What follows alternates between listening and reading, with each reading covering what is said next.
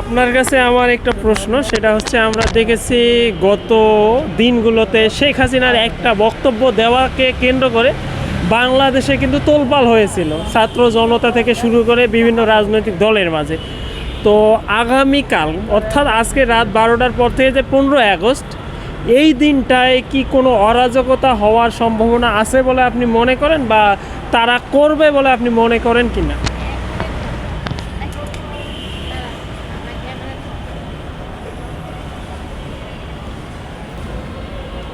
আসসালামু আলাইকুম প্রিয় দেশবাসী।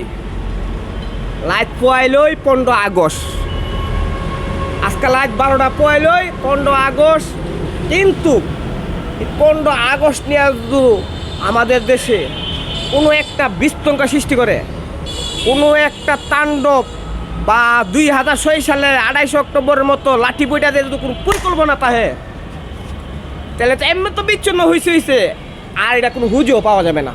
কারণ আমাদের দেশের জনগণ শান্তি চাই, ভালোভাবে থাকতে চাই, ভালোভাবে চলতে চাই,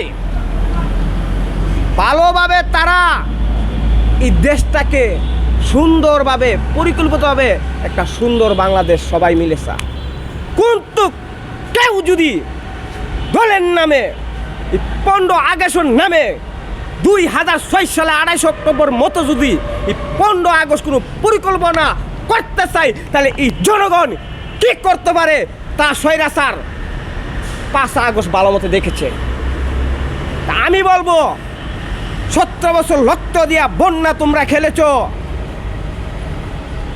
58 জন সেনাবাহিনী ব্রিগেডিয়ার মেজরকে তোমরা মেরে ফেলেছ, ছাপলা চক্করকে রক্তের বন্যা বসায় তোমরা রং দিয়ে খেলেছে, ছোট ছোট বাচ্চারা তোমরা গুল্লি করে মেরেছ, এবং তোমরা মানুষকে মেরে বেনের মাঝে 6 জন তোয়া মরা মানুষকে তোমরা আগুন দা জ্বালিয়ে দিয়েছ।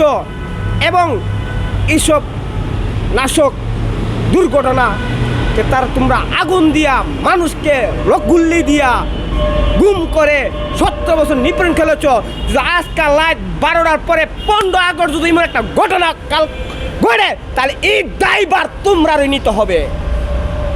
আমরা দেখেছি গত 15 আগস্টে কিন্তু রাজধানী এলিফ্যান্ট রোডে বা আপনার মিরপুরে এইদিকে অনেক বাসে আগুন জ্বালিয়ে দেওয়া হয়েছিল, তাদের বিভিন্ন জায়গায় ককটেলের বিস্ফোরণ আমরা শুনতে পেয়েছিলাম।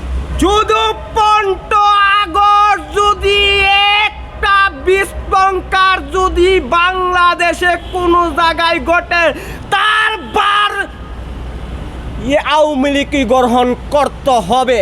কারণ বাংলার মানুষ আর রক্ত দিয়া চিনি মিনি খেলতে চাই না।